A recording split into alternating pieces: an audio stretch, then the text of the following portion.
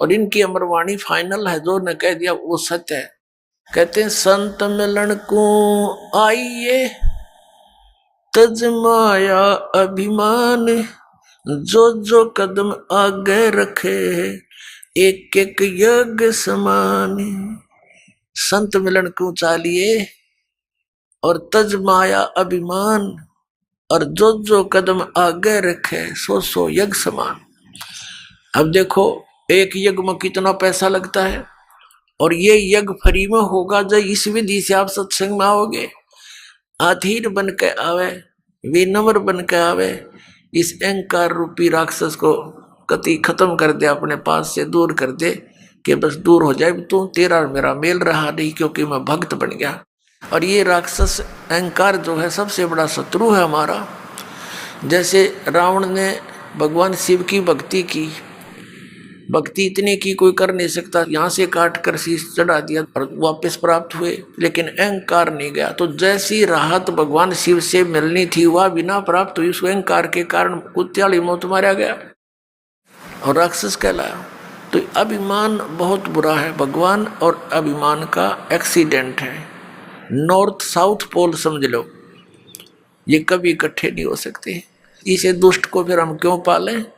और क्या अभिमान इस जीव का, 1 मिनट में फूक निकल जाएगा, 2 मिनट में फूक आवेंगे, गधे लौटेंगे इस राख पर जिसका अभिमान ठाए फिरे। अदरंग मार जा, मुंह से माखी बढ़े और लकड़े, के अभिमान इसका। तो इससे जो काम बनाना है वो बनाओ। और जैसे भी आप सत्संग में आते हो, जैसी जिससे कुछ हो सकता है सेवा की चेष्टा करने की, कोई बर्तन साफ कर ले, कि भोजन भंडारे में मदद करवावे, कि तब मैट बिछवावे। तो इस तरह की जो सेवा होती है, और बूढ़े बुजुर्ग बीमार यहाँ ज्यादा आते हैं, उनको प्यार दे, सहयोग दे, उनकी मदद करे, तो इस तरह से आपके पुण्य बढ़ेंगे, आत्मा में एक नम्रता आवेगी। तो कबीर परमेश्वर जी के पास, मुनिंदर जी के पास विशेषकर दुखी दुखी ही आते थे, सुखी था उनके पास जाते थे। उन नकलियां ऋषियों द्वारा, और क्योंकि वो तो महिमा के भूखे, अच्छा आदर दें, सेठ आ जाओ उसने न्यारी कुर्सी देंगे, और आ जाओ उसको अलग से कमरा देंगे, और फिर वो 10,000 रुपये दे दें, उसके गीत गाए जाएंगे। इसलिए वो वहाँ इसलिए जाते हैं सेठ, क्योंकि उनका मान होता है। और परमात्मा के दरबार में आते थे, उनको एक मैट पर बैठने के लिए आदेश था, चाहे कोई भी आवे। तो संत वही होते हैं। और वहाँ कोई आदर सत्कार नहीं था किसी का, और अनादर भी नहीं था किसी का, क्योंकि वहाँ विद्यार्थी टाइप में भगत होते हैं। आध्यात्मिक गुरु जो होता है वो आध्यात्मिक टीचर होता है। तो इस प्रकार अपने आत्मा जो ये कहते हैं कि भी प्रारब्ध के कर्म में लिखा हुआ, भाग में लिखा हुआ दुख ये तो भोगना पड़ेगा, पाप कर्म का दंड है। और फिर वो कहते हैं भगवान का मंत्र ले ले, जाप करा करिए, भक्ति कर, आगे सुखी हो जाएगा। अब किसी के पैर में कांटा लगा हो और गहरा लग कर टूट गया हो, उसको स्वयं मालूम नहीं है पीड़ा किस वजह से हो रही है, या उसको पता भी है कि मेरा कांटा लग गया, तो वो किसी के पास जाता है और वो ये कहता है कि तेरे पीड़ा का कारण तेरे पैर में लगा कांटा है, और कांटा तो निकल नहीं सकता, ये तो ऐसे ही रहेगा। जूता पहन ले, और जूता पहन ले, आगे भविष्य में कांटा नहीं लगेगा। तो पुण्यात्मा कांटा लगे पैर में, जूता पहना नहीं जा सकता, वो तो कांटा निकले, और फिर उसको सलाह दे जूता पहन के रखना, नहीं तो फिर लग जाएगा। तो फिर वो कांटे की पीड़ा से पीड़ित व्यक्ति खूब समझता है कि कांटा कितना दुखदाई होता है, तो फिर वो कभी जूता नहीं उतारेगा, बहुत सावधानी बरतेगा कि कहीं फिर से वो आपत्ति ना आ जाए। तो इसी प्रकार परमात्मा कहते हैं, जैसे आपके प्रारब्ध रूपी पाप कर्म का कांटा आप पर लगा हुआ है, और वो कांटा निकलेगा यानी सुख हो गया, फिर आपको सलाह दी जाएगी कि ये मर्यादा में रहना और ये भक्ति करते रहना। तो वो प्राणी फिर कभी मर्यादा नहीं तोड़ सकता और भक्ति नहीं छोड़ सकता, इस भय से कि कहीं फिर से ना वो बिजली गिर जा, फिर से वो आपत्ति ना संकट आ जावे, कितना बुरा हाल हो गया था हमारा। तो फिर वो कभी भक्ति नहीं छोड़ सकता और सीधा चलता है। तो इसी प्रकार परमात्मा उनको सलाह देते थे उपस्थित भक्तों को। और वहाँ परमात्मा के पास, कबीर साहब के पास यानी मुनिंदर जी के पास अधिकतर वो दुखी व्यक्ति आते थे। कोई मानसिक पीड़ित, कोई भूत प्रेतों का सताया हुआ, कोई देवों का श्राप दिया हुआ, कोई किसी ऋषि साधु संत ने उनको श्राप दे दिया, या कोई प्रारब्ध के कष्ट से दुखी, या कोई शारीरिक रोग से दुखी। और परमात्मा तो हमारे भगवान है, वो तो अपने बच्चों के सारे दुख दूर किया करते हैं। तो वहां वृद्ध अवस्था ज्यादा बीमार से आते थे, तो भगवान सलाह दिया करते थे, भाई बूढ़े बुजुर्ग रोगी की मदद करनी चाहिए, नफरत नहीं करें। कहते कुष्टी होवे संत बंदगी कीजिए, हो वैसा के विश्वास चरण चित दीजिए। परमात्मा सलाह देते हैं, हमें बताते हैं कि यदि भक्त का कोढ़ भी लगा हुआ, कुष्ठ रोग भी लगा हुआ हो, मक्खियां भिनक रही हो, उससे नफरत ना करना, उसकी मदद करना बल्कि जितनी हो सकती है। कुष्टी होवे संत बंदगी कीजिए, भगत को प्रणाम कीजिए, आपस में एक दूसरे को सत साहेब, उसे नफरत करके मुंह फोड़ कर नहीं जाना चाहिए। और हो वैसा के विश्वास चरण चित दीजिए, यदि किसी बहन कोई अपने क्रमवश गणिका भी बन गई है, वैसा वर्ती कर रही है, और वो सत्संग में आ जाती है, कहते हैं उससे भी नफरत ना करना, उसको भी साधु जानना। क्योंकि हम सभी ऐसे स्थान पर रह रहे हैं, ना जाने कब कौन के गलती कर बैठे, और हम क्या करते हैं, अपने दोषों को ना देखकर दूसरे के थोड़े दोष को भी घना बनाकर नफरत करते हैं। यह भी हमारी अज्ञानता का ही कारण है। अब जैसे पुण्यात्माओं, कोई चोर है, डाकू है, और कोई दुराचारी है, यदि वो सत्संग में नहीं आवेगा तो उसको ये पता कैसे लगेगा ये पाप कर रहा है तू। जिस क्षेत्र में वो रहता उस माहौल में तो फंसा हुआ है, उसी से तो बिगड़ता ही जा रहा है। अब जैसे मैला कपड़ा हो गया तो वो जल के निकट नहीं आवेगा, साबुन प्रयोग नहीं होगा उस पर, तो वो मैल समाप्त कैसे होगा। तो इस प्रकार परमात्मा परमेश्वर कबीर जी यानी मुनिंदर जी अपने उपस्थित श्रोताओं को, भक्तों को शिक्षा दिया करते थे। अब नल और नील तो बड़े संकट से गुजरे थे, पहाड़ टूटा हुआ था दुखों का, 30-30 वर्ष के हो गए थे और बचपन से ही दुखी थे, और जिसने सुसाइड तक की सोच रखी और वो व्यक्ति इतना सुखी हो जाता। ठीक है, हमारी बुद्धि इतना काम तो नहीं करती कि उन्हें भगवान मान ले, लेकिन भगवान से कम भी नहीं मान सकता वो व्यक्ति जब थोड़ा सा भी उसके अंदर इंसानियत होगी। तो वो तो एक महान आत्मा थे नल नील। उस दिन से वो बहुत सत्संग में सेवा करने लगे, बूढ़े बुजुर्गों के कपड़े, रोगियों के, अपाहिजों के कपड़े ले जावें, लाओ जी मैं धो लाऊंगा, उनके कपड़े धोवें, बर्तन साफ करें, उनको आराम से बैठावें, नुहावें, यानी इस तरह वो सेवा करने लगे जो परमात्मा मुनिंदर जी के आश्रम में जो आया करते थे। लेकिन वो फिर भी एक सीधे साधे थे, भोले से दिमाग के थे। वो क्या करते, सत्संग में जो चर्चा होती, ज्ञान सुनते भगवान के मुख से, तो कपड़े धोने जाते या बर्तन साफ करने जाते, दरिया के किनारे सत्संग हुआ करते थे, आश्रम होते थे ऋषियों के। तो वो क्या करते, दरिया के किनारे पर कपड़ों को पानी में भिगो देते कि कुछ देर इनका मैल गल जावे, फिर धोएंगे। इसी प्रकार बर्तनों को, और बैठ के किनारे पर वृक्ष के नीचे सत्संग सुनी हुई बातों पर दोनों चर्चा करते थे, और फिर अपने बीते हुए समय पर, अपने पास टाइम पर भी बहुत विचार करते थे, और कहते थे देखिए वो ऋषि क्या बकवाद किया करते थे। पहले तो कहते थे ये जंतर कर ले, ये मंत्र कर ले, और फिर लास्ट में कह देते थे ये तुम्हारे प्रारब्ध का भोग है, तुमने भोगना ही पड़ेगा। और यहाँ कहाँ गई वो हमारे प्रारब्ध। तो भाई भगवान आगे हैं, परमात्मा जैसे है अपने गुरु जी, बड़ी दया करी अपने पर। और देखो आज सत्संग में ऐसा बताया, कभी सुना नहीं हमने। अपने आत्मा जो व्यक्ति इतना दुखी था वो सुखी हो जा, और उसको जो ये दास ज्ञान दे रहा, यही ज्ञान परमात्मा पहले दिया करते। उन्हीं परमेश्वर कबीर जी का दिया हुआ ज्ञान, दास तो एक है जे टेप रिकॉर्डर आपको सुना रहा, दिया हुआ ज्ञान उसी मालिक का है जो चौथे युग से देते हुए आ रहे थे। तो वो पहले अगर सुखी व्यक्ति इन बातों को सुनता है, उठ कर चल पड़ा, वैसे बक रहा है, आज तक कभी सुना नहीं। तो पहले परमात्मा वो सिलेक्ट करिए मालिक ने जो दुखी थे, और फिर दुखी व्यक्ति सुखी हो गया, वो कहाँ जाओ तो सारी सुनेगा और सारी सच्ची लगेंगी उसको, क्योंकि वो तो दुख से उभरा है। तो सच्ची तो ये है ही है, हमें उस अज्ञान के कारण ये नहीं अच्छी लग रही थी। तो ऐसे जब वो बातें कर रहे होते हैं तो एक आधा कपड़ा उस झालों में बह जाता था, उनको पता नहीं लगता। जब वो जाकर धोकर सुखा देते उनके कपड़े, तो वो फिर उठाते अपने अपने कपड़े। कोई कहता जी मेरा तो धोती नहीं मिली, कोई कहता मेरा कुर्ता गुम हो गया। वो कहते भाई हम तो जितने ले गए थे उतने ले आए हैं, हमें तो मालूम नहीं। इसी प्रकार बर्तनों में भी कोई एक आध बर्तन, किसी की गिलास, किसी की थाली प्रतिदिन गुम हो जाती थी। और फिर उन्होंने उनसे प्रार्थना की, भाई देखो मुश्किल से तो हम एक गिलास लाए थे, इतनी दूर से कैसे लाएंगे, भाई इससे अच्छा तो तुम ऐसा करो हमारी सेवा मत करो, हम खुद कर लेंगे, हमें तो बहुत अभाव हो गया इन वस्तुओं का, अब कहाँ से लाए जा करके। तो वो कहने लगे भाई आगे ध्यान रखेंगे, हम बहुत ध्यान रखेंगे।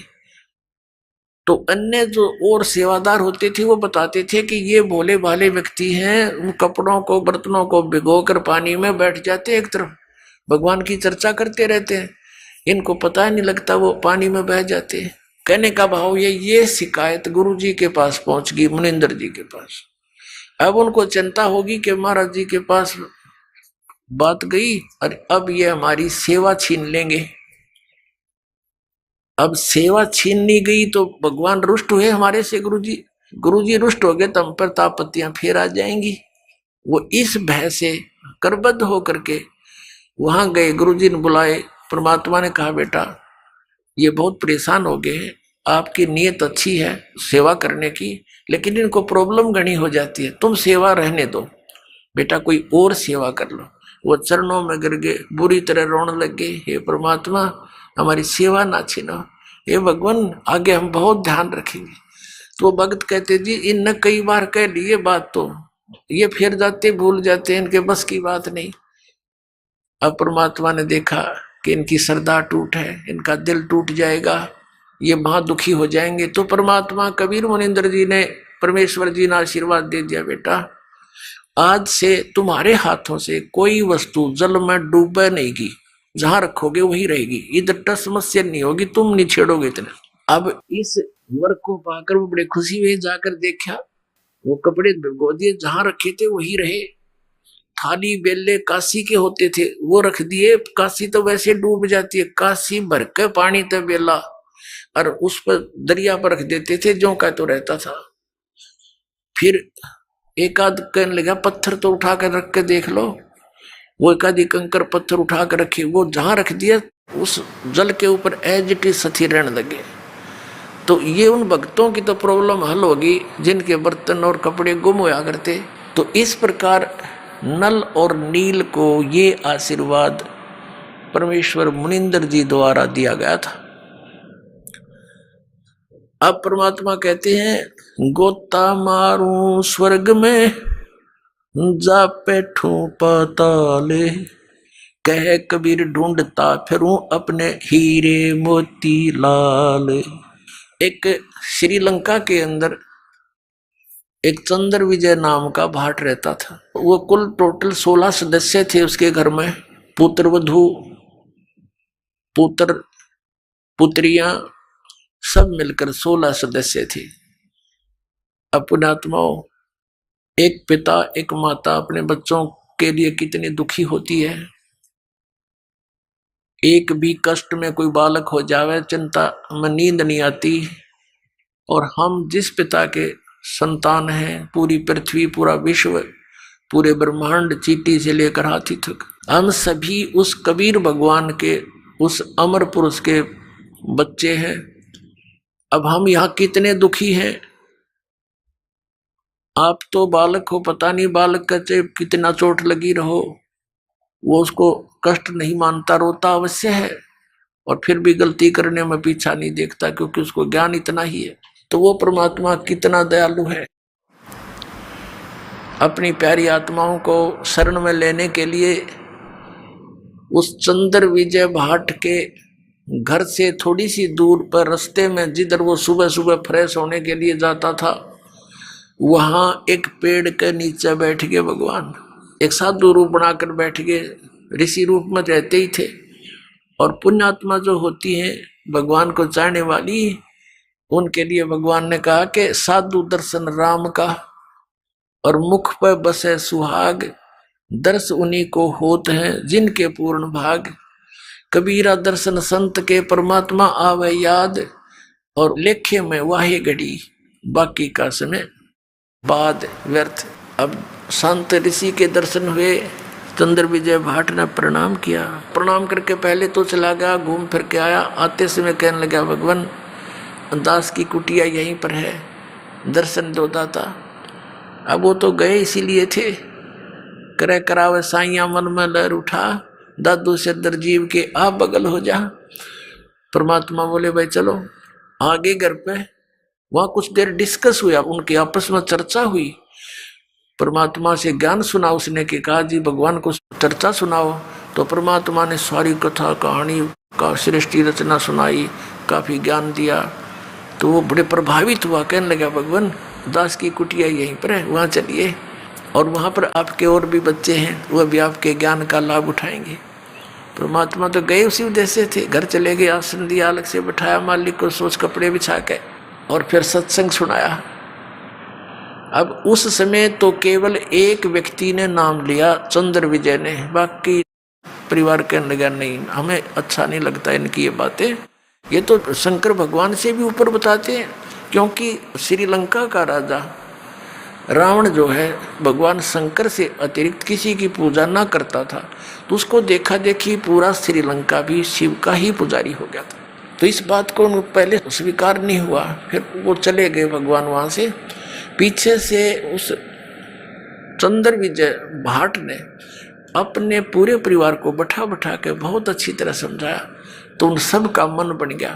तो परमात्मा फिर वहां पहुंच गए। अब उन सभी पूरे परिवार ने नाम ले लिया, और जो मालिक ज्ञान सुनाया करता था, ये तो ज्ञान ऐसा है प्रत्येक व्यक्ति चाहता मैं सबको सुना दूं, भाई को, बहन को, रिश्तेदार को, ऐसा अनमोल ज्ञान कभी देखा ना सुना। अपनात्मा वो चंद्र विजय भाट जो था, वो रावण के पास जाता था, उसको चुटकले चटकले सुना के, उनकी महिमा मुहिमा गा के, और ये भाट लोग उनका एक मनोरंजन कराया करते थे। और उधर से उसकी पत्नी जो थी, वो करमवती नाम था उसका, वो जाती थी रावण की पत्नी मंदोदरी के पास, वो उसको चुटकले सुनाती थी, अच्छे बुंडे। इस मन की आदत है, ये राम की कथा कम और काम की कथा ज्यादा सुनना चाहता है, सेक्स की। तो पहले तो बकवास सुनाया करती थी, पता नहीं के मंदोदरी भी हंसा करती, दांदरे काटा करती है, चुटकुले सुन सुन के। तो फिर जब उस करमवती को, चंद्र विजय भाट की पत्नी को, उस बेटी बहन को मालिक का ज्ञान हुआ, सब बकवाद छूट गई। कहते हैं भवन चतुर्दश ढूंढियो परम स्नेही साध, जिन मिलते सुख उपजय मिटते कोट उपहाद। ये बकवाद मिट जाती है सारी जीव की। तो वहां अब वो करमवती पहले तो बकवाद सुनाया करती, फिर मंदोदरी ने जब टाइम होता उसको बैठा लेती कि महारानी हमारे घर पे महाराज आते हैं, हमारे गुरुजी, उन्हें बहुत अच्छा ज्ञान सुनाया, आपकी आज्ञा हो तो सुनाऊं कथा। सुनाओ। मंदोदरी भगवान को चाहने वाली थी, तो वो मंदोदरी को जो कथाएं सुनाई परमात्मा से सुने हुए ज्ञान की, मंदोदरी कहने लगी कि करमवती तू तो बड़ी मुंह फाड़ थी, तेरी इस पात्र में नरा गोबर भरा था, गंध उगला करती थी, ये अमृत किसने डाल दिया? तू ऐसी ऐसी बातें कहाँ से सुन आई, तू मैंने कभी देखी ना सुनी। तो उसने बताया कि हमारे गुरुजी आते हैं, उन्होंने हमें ये ज्ञान दिया मंदोदरी। तो मंदोदरी बहुत प्रभावित हुई कि इसे संत के, ऋषि के दर्शन करने चाहिए। उसने कहा मंदोदरी इब कह तेरे गुरुजी आओ ना, तो मेरे पास बुला के लाइए। अब परमात्मा फिर गए, तो उस चंद्र विजय की पत्नी ने कहा प्रभु हमारी रानी आपको याद करती है, मैंने आपकी द्वारा सुना हुआ ज्ञान उनको सुनाया, बड़ी प्रभावित हुई, और उन्होंने कहा कि अपने गुरुजी को यहाँ बुला के लाना। परमात्मा ने कहा बेटा हम किसी राजा के घर नहीं जाते, उनको गरज पड़े तो यहाँ आ जाएगी। साधु संत नहीं जाया करते ऐसे व्यक्ति के घर जब तक वो हमारे विचारों से परिचित नहीं होते। अब वो कर्मवती फंस गई धर्म संकट में कि यदि मेरे गुरुजी नहीं गए तो वह हमने सजा दिवा दे मनमाना मंदोदरी, परमात्मा अंतर्यामी जानेंगे। अब बेटी तो बहुत दुखी होगी। उसने कहा बेटा ऐसे कहना उसको कि देखो ऋषि महर्षियों को संतों को बाई ऑर्डर नहीं बुलाया करते। अब बाई ऑर्डर बुलाने से वो आ भी गए रजा नहीं बख्शेंगे तो लाभ क्या होगा। तो साधु संतों के पास जाने से बहुत लाभ होता है, स्वयं जाना चाहिए। तो मंदोदरी को जाकर के उसने कहा रानी मैंने अर्ज करी थी गुरुदेव से, उन्होंने मना कर दिया आपके यहाँ आने से और कहा कि देखो साधु संतों को आदेश से नहीं बुलाना चाहिए, उनके चरणों में जाना चाहिए, लाभ उठाना है। और यदि बाई ऑर्डर बुला भी लिया तो लाभ नहीं देंगे। मंदोदरी कहने लगी बहन ठीक है मैं चलती हूँ, अब के तेरे गुरु जी आओ तो मुझे मिलाना। परमात्मा फिर गए, ये तो भटक रहे हैं एक आत्मा को अपनी शरण में लेने के लिए, सुखी करने के लिए। यहाँ भी सुखी करेंगे आपको और यहाँ से चलोगे जब देखना सतलोक में ले जाएंगे, वहां तो कहना है क्या कितना सुख देंगे।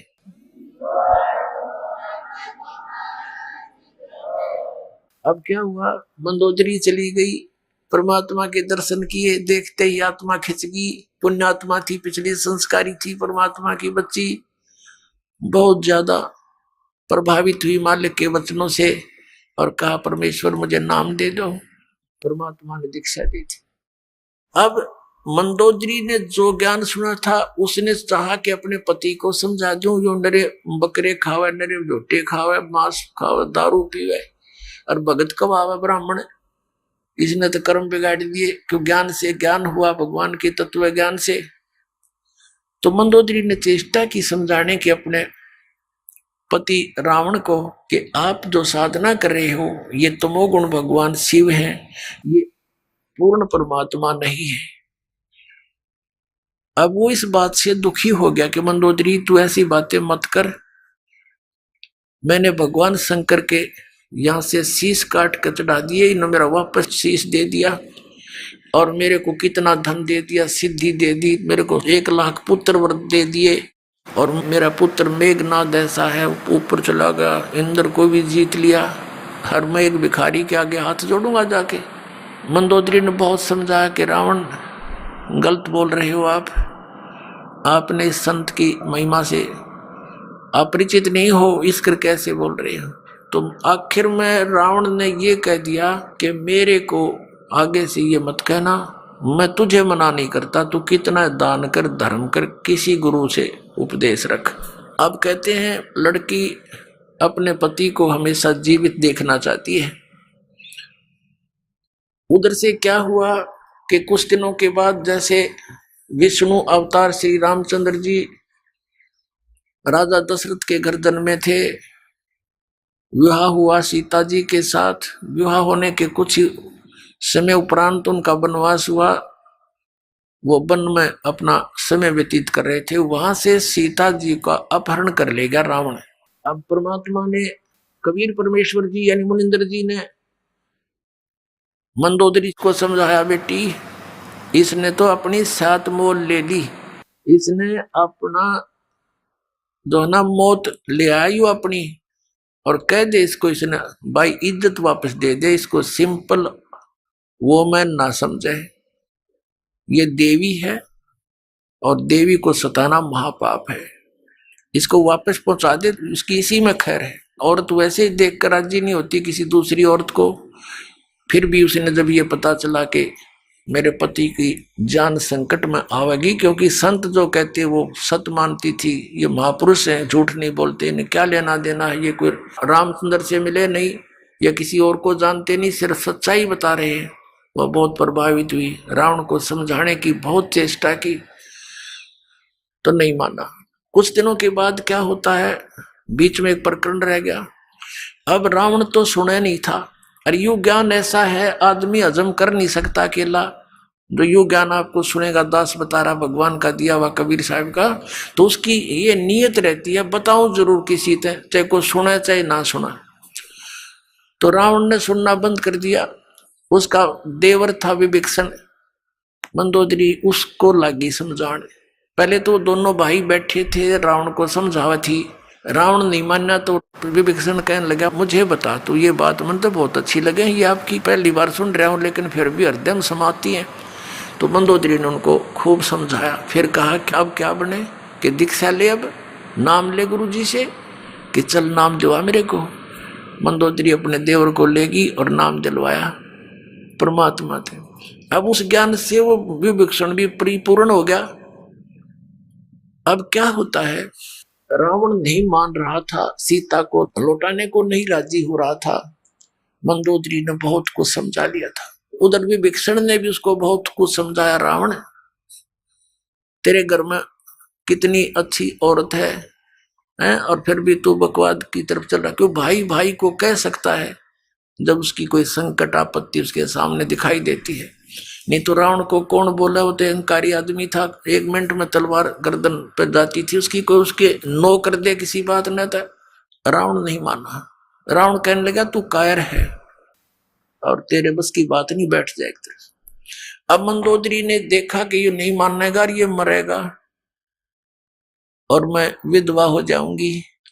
अपने गुरुजी से प्रार्थना की, भगवान आप दया कर दो, कभी समझा दो एक बार, मान जाते वो तो आपकी बात को। परमात्मा ने कहा बेटा ये नहीं मानने वाला, इसके अंदर वो गुण नहीं है। तब मंदोदरी ने कहा भगवान एक बार आप उनको समझाने की चेष्टा करो दाता, और यदि वो नहीं मानेगा तो मैं अपने आप को आज से विधवा मान लूंगी, मन दुख नहीं आओगा परमात्मा इसके मरने का। तो परमात्मा ने सोची या बूढ़ी बेटी, अब ये जुगाड़ जोड़ रखे काल ने हमारे, कितना नालायक, 1 नंबर का दुष्ट व्यक्ति वो रावण। कहते 100 झोटियां का मांस तो एक दिन पक्या करता उसके लिए, और 100 मटके दारू के पिया करता एक कब। अपने आत्मा में ये बात हमारे दच्चे नहीं, क्योंकि 100 झोटियां का मांस एक आदमी के ऊपर खावे, क्योंकि हम उनके शरीरों से परिचित नहीं, उनकी हाइट से परिचित नहीं, उनके आहार से परिचित नहीं। ये तो हमने देखे 61वां वर्ष चल रहा दास का, जब हम छोटे छोटे थे से टुकड़े टुकड़े आदमी देखे, अरनों का करते यो 32 लड्डू खा जाता है, एक 32, अब 32 आदमी खाओ 32 लड्डुआन आज के दिन, और उनके बदहजमी हो जाए, और एक एक धड़ी खीर खा जाया करते ये ब्राह्मण, हमने देखे, यानी 5-5 किलो हरी वे कटोरी ना उठे। तो इस बात से भूल जाओ। तो कहने का भाव ये कि हम उस अतिथि बातें इतने कुक्रम कर डेली, उसका बुद्धि में कहाँ वही ये बातें। तो परमात्मा ने सोचा या बेटी इसका बंदगी या इसकी कमजोरी इसको मारेगी। तो परमात्मा ने कहा ठीक है बेटी मैं जाता हूं, एक दिन कोशिश करूंगा तेरी श्रद्धा ना टूट जाए भगवान। तो इसलिए अब रावण की सभा लगी हुई थी, और जिस समय उसकी मीटिंग होती थी स्ट्रिक्ट ऑर्डर होता था कि बाहर से चिड़िया भी नहीं आ जाए अंदर। उस समय परमात्मा वहां जाकर प्रकट हो गए, पहरेदारों के पास खड़े हुए, कहा भी राजा को संदेशा दो कि ऋषि मुनिंदर आए हैं, वो आपसे मिलना चाहते हैं, कुछ आपको शिक्षा देना चाहते हैं। अब वो कहने लगे पहरेदार महाराज जी हमें बख्शो, इधर आज कोई जा नहीं सकता, अंदर का आदेश बाहर जा सकता है, बाहर का आदेश भी हम अंदर देने नहीं जा सकते, हमारा राजा बहुत खतरनाक है, गर्दन काट देगा। परमात्मा वहां से अंतर ध्यान हुए, जहां रावण बैठा था ऊंची स्टेज पे, और नीचे उनके बैठे थे सपसलार कुर्सियों पे, उसके थोड़ी सी दूरी पर अंदर जाता हुआ देखा। ऋषि देखकर वो एकदम चकित हुआ कि ये व्यक्ति अंदर कैसे आ गया, हमारी गुप्त मीटिंग चल रही थी। तो उसने आव देखा ना ताव देखा, वो तलवार निकाली कि तू अंदर कैसे आ गया।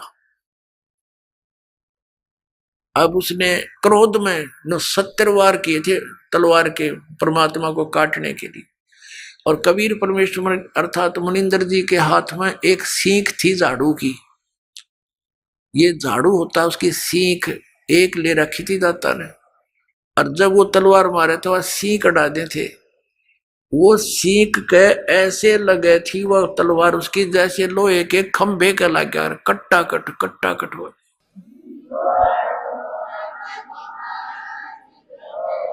जब रावण के पसीने आ लिए, जब वो थक के खड़ा हो गया, कहने लगा तू अंदर कैसे आ गया? परमात्मा बोले तेरे ब्याह सीख तक कटी नहीं, तू मुझे मारेगा? रावण बोला उनको बुलाओ, पहरेदारों को, उनको कत्ल करूंगा। परमात्मा बोले उनका दोष नहीं है, उन्होंने तो मुझे मना कर दिया था संदेश भी देने के लिए। फिर परमात्मा से पूछा रावण ने, तू आया कैसे अंदर? कि ऐसे आ गया, अंतर ध्यान हो गए और फिर प्रकट हो गए। रावण के सामने से एकदम अंतर ध्यान हो गए और फिर प्रकट हो गए कि मैं उनको आता दिखाई नहीं दिया, मैं ऐसे आ गया। अब वो दुष्ट आत्मा फिर बिना समझाइयो कौन है तेरे सामने, कहने लगा देखो तू जा यहां से, तू आया किस लिए है, बता तेरी बात क्या है। तो परमात्मा ने कहा कि रावण तेरा जो है अंतिम समय आ लिया है, और मेरे आदेश का पालन करके जब तू इस लड़की को वापस दे देगा, सीता को, इस देवी को, तो तेरी जीवन को मैं बदल दूंगा, इन बुराइयां तेने छोड़नी पड़ेंगी। वो कहने लगा तेरे जैसे शिक्षक मेरे पास बहुत आ लिए, मैं शिक्षा बिना नहीं हूं, मैं खुद ब्राह्मण हूं, विद्वान पुरुष हूं, और तू एक भिखारी ऋषि, मुझे क्या शिक्षा देता? मैं तेरी बात न मानू कौन। अब रावण की तो वो स्थिति हो चुकी थी, कबीर ये माया अटपटी, सब गट आण अड़ी, किस किस न समझाऊं या कुएं भांग पड़ी। एक बूढ़ा व्यक्ति शराब पिए खड़ा था और नो अल्लाह, उसका डोगा गिर गया जमीन पे, वो डंडा ले रखा था, वो गिर गया। एक जेंटलमैन आया, वो कहने लगा बुजुर्ग ताऊ जी, तो यह शराब क्यों पिया करो आप? देख सारा शरीर कांप रहा आपका, और डोगा भी ना उठता। ने बोला रे डोगा दे दे। तो कहने लगा शराब ना पिया करे। ने बोला रे शिक्षा बिना ना रह रहा तो न देना होता, दे डोगा ना, जा तू अपना काम कर। ने बोला तेरे प्रवचनों बिना कच्चा ना रह रहा, तेरे कैसे बहुत मिल लिया, मैंने ये बात करनी है, दारू ना पिया करे, धन यो डोगा पकड़ाना हो तो उठा देना, चल तू अपना काम कर। तो रावण ने तो भाई इतनी पी रखी थी इस काल की भांग। परमात्मा से कहा कि तेरी बात मानू ना कति, तू जा चाहे मत जा। क्यों देख लिया मारे तो मरता ना, सारे कुकर्म करके देख लिए और फिर भी नूना माना, ये कौन है? तो परमात्मा कहते हैं आपको इस काल ने अंधा कर दिया, इस झूठे सुख को सुख है ये मान रहा मनमोद, ये सकल जबीना काल का कुछ मुख में कुछ गोद। और उस मीटिंग में विभीषण भी उपस्थित था। परमात्मा आगे वहां से चले गए। शाम के समय विभीषण घर पे आया, अपनी भाभी से कहा कि आज तो गुरुजी को मार दिया होता भाई ने। तो मंदोदरी कहने लगी ये इस संकट में मैंने ही गुरुदेव को डाल दिया नालायक ने, और मेरी प्रार्थना पर ही वहां गए हैं। क्या हुआ कि ऐसे ऐसे एकदम कितने क्रोधित हो गए, स्टेज से कूद कर स्वयं तलवार मारने लगे। गुरुजी के हाथ में एक सीख थी, वह सीख भी ना कटी। जब थक के बैठ गया, परमात्मा ने कुछ कहना चाहा, मान्या नहीं, तो भगवान वहां से आ गए। पुण्यात्माओं, जो हमारा पिता है उसकी तो मैं खबर भी नहीं, जो हमारे लिए दुख पा रहा है, भटक रहा है, एक प्राणी को समझाने के लिए, ज्ञान देने के लिए, अपनी शरण में लेकर यहां भी सुखी करने के लिए, और हम उनको पूज रहे हैं जो हमें ना सुख दे सकते ना दुख दे सकते। क्योंकि देवता है ये ब्रह्मा विष्णु महेश, ये हमारे प्रारब्ध को परिवर्तित भी नहीं कर सकते और ये दुख दे नहीं सकते, क्योंकि ये देवता है, अच्छी आत्माएं हैं। तो हम इनको पूज रहे थे।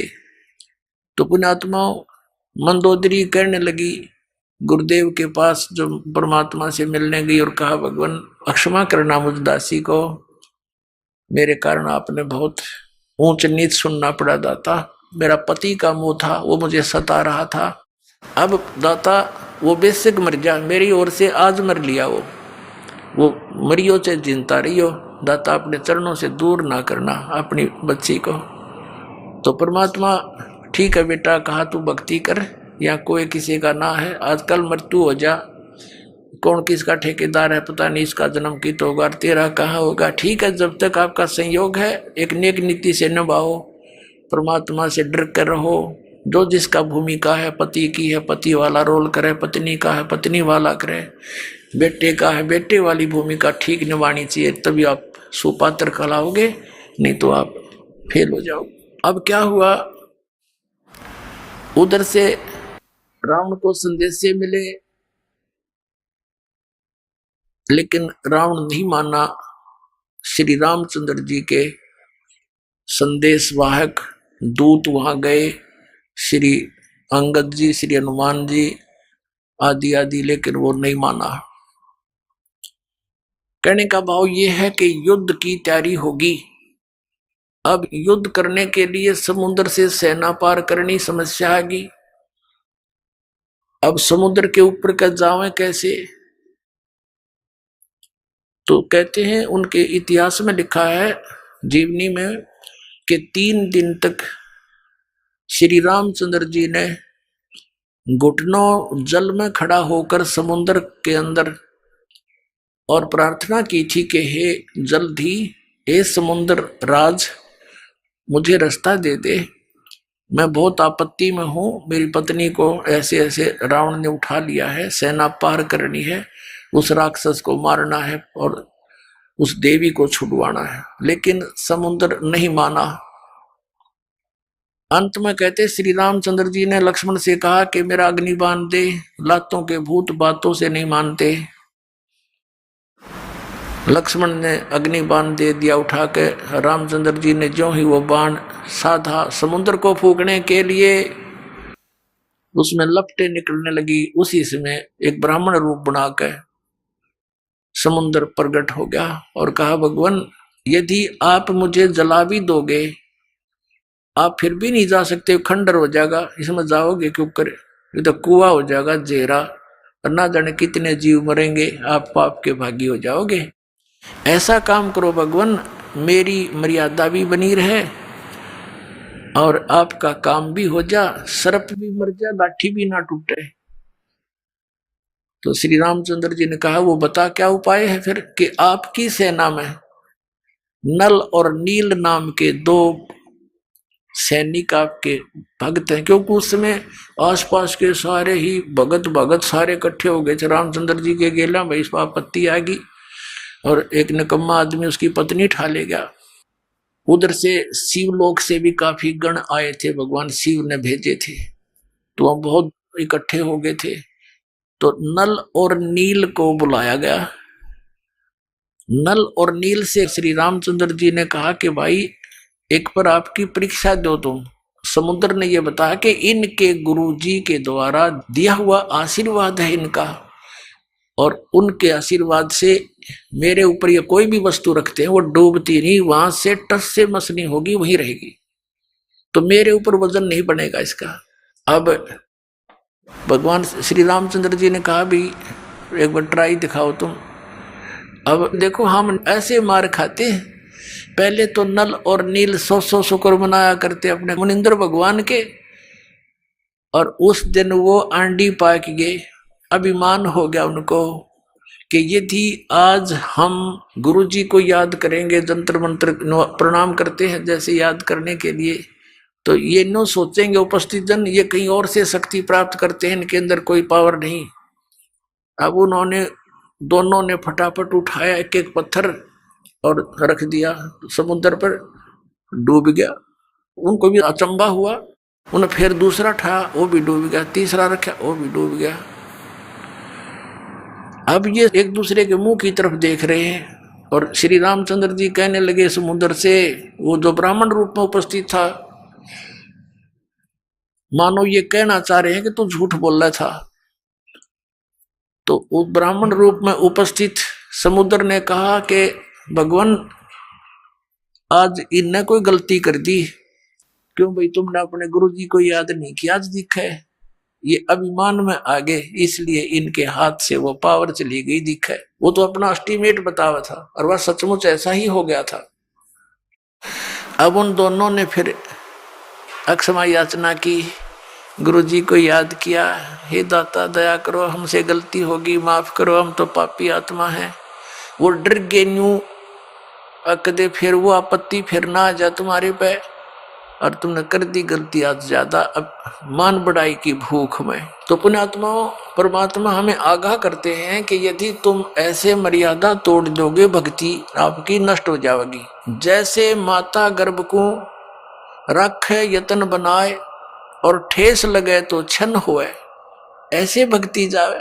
जैसे किसी बहन को, माता को बहुत वर्षों के बाद कोई गर्भ रहा हो, फिर वो कितनी चिंतित होती है उस बालक को परिपूर्ण करने के लिए, कहीं ऊंचे नीचे में पैर न रखा जा, चलते समय भी बहुत सावधानी बरतती है, और रात के समय करवट बदलते समय भी वो बहुत चिंतित रहती है, कहीं मेरे बालक पर जोर ना आ गया, एकदम उदड़क के पड़ती है और देखती है दर्द पीड़ा तो नहीं होगी मुझे। तो कहते हैं जैसे माता गर्भ को रखे यतन बना और ठेस लगे तो क्षीण होए, तेरी ऐसे भक्ति नसावे। तो उनकी भक्ति नसगी खत्म हो, रोए पीटे याद किया भगवान को, वो तो मालिक ने करना ही था, क्योंकि श्री रामचंद्र विष्णु अवतार और श्री कृष्ण भी विष्णु अवतार, और विष्णु कौन, ये भी भगवान का बच्चा। आप जैसी आत्मा पुण्यकर्मी प्राणी, पोस्ट ये मिल गई इसको। जैसे आप किसी का भाई मंत्री बन जाता है तो भाई ही उसका, वैसे को कितनी पोस्ट पे बैठा है, तो ऐसे ही उस परमात्मा के ही बच्चे हैं। तो उनके दुख का निवारण भी वही परमात्मा कर सकता है और कोई नहीं कर सकता। जैसे आपने श्रीमद् भगवत गीता अध्याय नंबर 15 के श्लोक नंबर 1 से लेकर 4 और 16-17 में जो सुना कि ऊपर को जड़, वो तो संसार रूपी वृक्ष की जड़ है, ऊपर को जड़ है वो तो मूल मालिक है, पूर्ण परमात्मा है, और नीचे को तीनों गुण रूपी शाखा, ये ब्रह्मा विष्णु महेश रूपी शाखाएं हैं, और वो परमात्मा जो मूल है, जो जड़ है, वो तीनों लोकों में प्रवेश करके सबका धारण पोषण करता है। 15वें अध्याय के 17वें श्लोक में कहा है कि उत्तम पुरुष तु अन्य परमात्मा इति उदारत, यह लोक चरम आविश्य विवर्ती अवैश्वर है। वो मूल मालिक जो है, जो सारे संसार रूपी वृक्ष की जड़ है, मूल है, वहां से सबको आहार मिलता है। तो वो सबका धारण पोषण, यानी जिसकी जिस स्थिति की कोई संकट है, और वो परमात्मा ही उसका निवारण करता है। अपन आत्माओं, ये बहुत लंबा इतिहास है, कई दिनों में आपका समझ में आओगा। सबसे पहले जो परमात्मा आए थे और इस काल से वहां ऊपर मिले थे, इनका उसने विवाद बहुत किया था, फिर समर्थ के सामने वो नतमस्तक हो गया था। इसने कुछ वरदान मांगा था।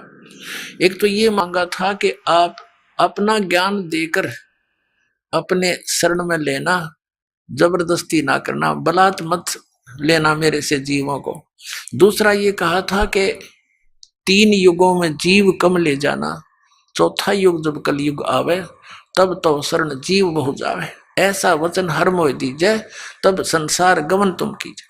और तीसरा कि ऐसे मेरा पुत्र विष्णु श्री राम रूप में त्रेता युग में जाएगा, उसके साथ उसके प्रारब्ध में ऐसे संकट हैं और इस काल को पता, उसको मैं टाल नहीं सकता।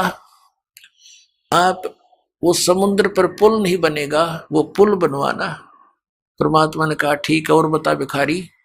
फिर कहा कि ऐसे ऐसे श्री कृष्ण रूप में मेरा पुत्र जाएगा, और वो एक जगन्नाथ नाम से एक पुरी के अंदर एक मंदिर बनवाना चाहेगा, और समुद्र उसने बन नहीं देगा, आप वहां उसकी रक्षा करना। परमात्मा ने कहा था ठीक है, और बोल। तो इस परमात्मा, कबीर परमात्मा से इस काल ने ये वरदान मांगा था, प्रार्थना की थी कि आप मेरे उस बच्चे की, ये काल के पुत्र हैं विष्णु, इस संकट से रक्षा करना। तब परमात्मा उस वचन अनुसार वहां पहुंचे। वैसे तो उन्होंने व्यवस्था कर ही दी थी, नल नील भेज दिए थे कि आपका काम चल जाएगा इनका, जो ये नियमित रहेंगे तो ये पत्थर रख देंगे, ये पार हो जाएंगे, लेकिन वो भी फेल हो गए। अब क्या हुआ, परमात्मा वहां पहुंचे, नल और नील ने कहा कि वो आगे गुरुदेव, वो आगे गुरुजी। अब सबकी दृष्टि गई, एक ऋषि आते दिखाई दिए। निकट आए जब श्री राम और लक्ष्मण ने उनके चरण लिए, हनुमान सब ने चरण लिए, तब परमात्मा से प्रार्थना की कि हे भगवान, कि हम बहुत संकट में हैं, मैं राजा दशरथ का पुत्र हूँ, ऐसे ऐसे रावण ने मेरी पत्नी उठा ली है और समुद्र के ऊपर से हमने सेना ले जानी पड़ेगी। ऋषि जी, जब आप अपने शिष्यों को इतनी पावर दे सकते हो, आप तो समर्थ हो, हम पर दया करो। आज आपके इन बच्चों के, आपके शिष्यों के हाथ में वो शक्ति रही नहीं। परमात्मा ने कहा अब इनके हाथ में रहेगी भी नहीं, क्योंकि इन्होंने आज एक भयंकर गलती कर ली, अपने आप में प्रभु मान लिया, भगवान को भूल गए ये। तब श्री राम ने कहा भगवान अब मेरा क्या होगा। तब परमात्मा ने कहा कि ठीक है, करता हूं व्यवस्था। एक डंडी ले रखी थी परमात्मा ने, डोगा सोटी, कहा कि मैं ये रेखा लगाता जाऊंगा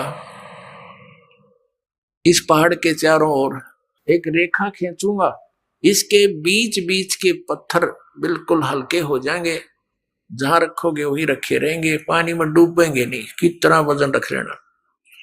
अब परमात्मा ने क्या किया, एक सोटी लेकर उस एक बहुत बड़े पर्वत के चारों ओर से घुमा दी, जो उसके निकट ही था, और परमात्मा ने कहा कि उठाओ पत्थर और प्रयोग करो।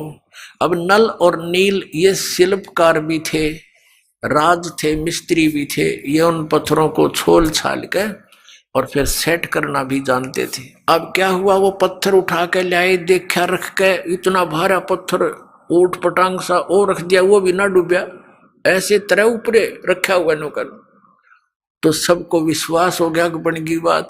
अपन आत्माओं, हमारे ये अध्यात्म मार्ग में आप कति जीरो हो चुके हो, और दास भी उसी स्थिति में था। अब दास को सतगुरु मिल गए, कहते पीछे लगा जाऊं था मैं लोक वेद के साथ, रास्ते में सतगुरु मिल गए, दीपक दे दिया हाथ। अब ये इतना बड़ा अध्यात्म मार्ग है कि जैसे हम सत साहेब बोलते हैं और पहले राम राम बोलते थे, इसका कारण क्या था, ये मंत्र जाप करने का नहीं था, ये केवल याद दिलाने का होता है कि भाई इस संसार में भगवान बिना कुछ नहीं, और जो गुरुजी ने मंत्र दे रखा है उसकी भूल ना पड़े। जैसे आप देखा करते, अब तो यह बात बिगड़ती जा रही है, नास्तिक होने जा रहा है पूरा मानव समाज, काल का दाव लग गया था। तो पहले हम देखते थे, जैसे सुबह या कभी घूमने फ्रेश होने जाते थे, आने जाने वाले मिलते थे, एक दूसरे को राम राम, राम राम चाचा, वो 3-4 बार बोला करता, राम राम भाई, राम राम, राम हाँ राम राम। अब ये तो एक औपचारिकता बन गई थी। आइए अब हम उन श्रद्धालुओं के, तो इस तरह से आपके पुण्य बढ़ेंगे, आत्मा में एक नम्रता आएगी। तो कबीर परमेश्वर जी के पास, मुनिंदर जी के पास विशेषकर दुखी दुखी ही आते थे, सुखी तो उनके पास जाते थे, उन नकलियां ऋषियों द्वारा, और क्योंकि वो तो महिमा के भूखे, अच्छा आदर दें, सेठ आ जाओ उसने न्यारी कुर्सी देंगे, हो रहा जाओ उसको अलग से कमरा देंगे, और फिर वो 10,000 रुपये दे दें, उसके गीत गाए जाएंगे। इसलिए वो वहाँ इसलिए जाते हैं सेठ, क्योंकि उनका मान होता है। और परमात्मा के दरबार में आते थे, उनको एक मैट पर बैठने के लिए आदेश था, चाहे कोई भी आवे, तो संत वही होते हैं। और वहाँ कोई आदर सत्कार नहीं था किसी का, और अनादर भी नहीं था किसी का, क्योंकि वहाँ विद्यार्थी टाइप में भगत होते हैं, आध्यात्मिक गुरु जो होता है वो आध्यात्मिक टीचर होता है। तो इस प्रकार अपने आत्मा जो ये कहते हैं कि भी प्रारब्ध के कर्म में लिखा हुआ, भाग में लिखा हुआ दुख ये तो भोगना पड़ेगा, पाप कर्म का दंड है।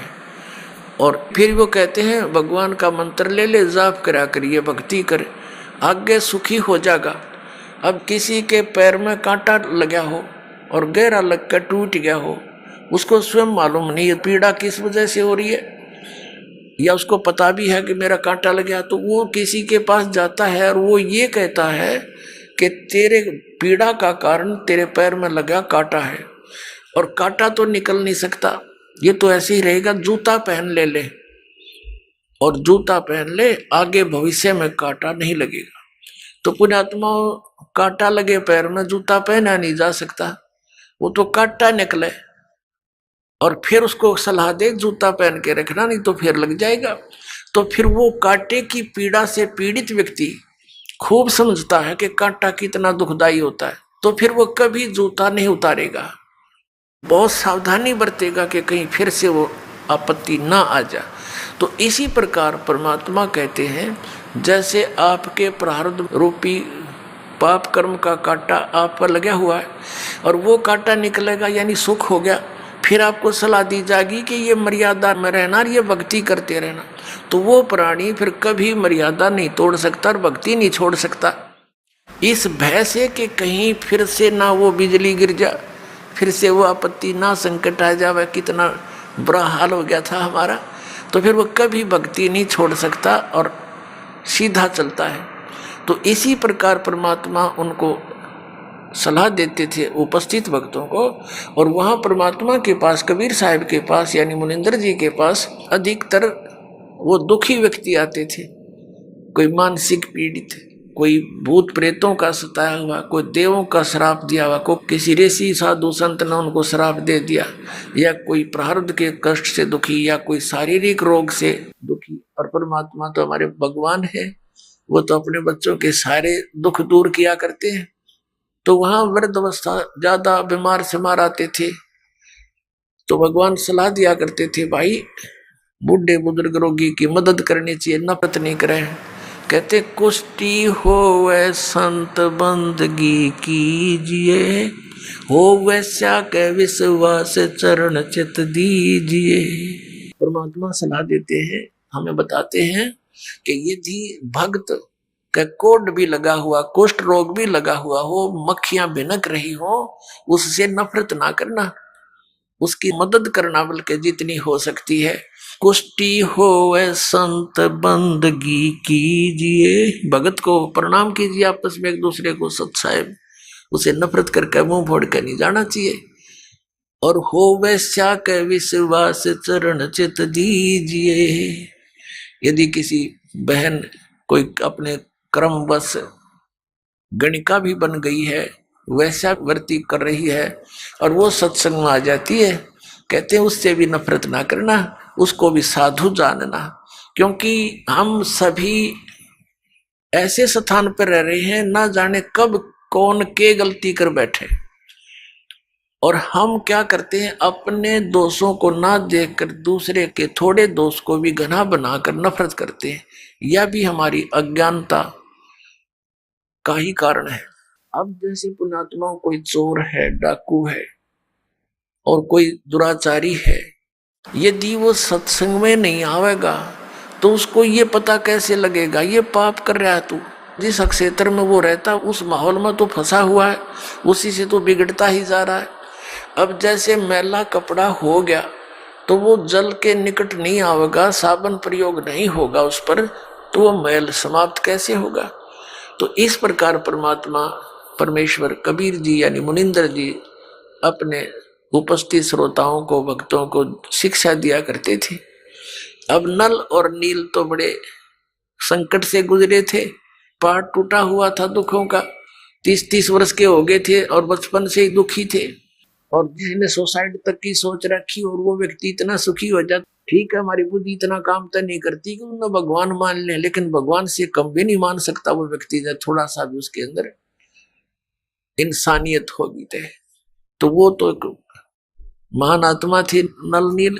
उस दिन से वो बहुत सत्संग में सेवा करने लगे, बूढ़े बुजुर्गों के कपड़े, रोगियों के, अपाहिजों के कपड़े ले जावें, लाओ जी मैं धो लाऊंगा, उनके कपड़े धोवें, बर्तन साफ करें, उनको आराम से बैठावें, नुहावें, यानी इस तरह वो सेवा करने लगे जो परमात्मा मुनिंदर जी के आश्रम में जो आया करते थे।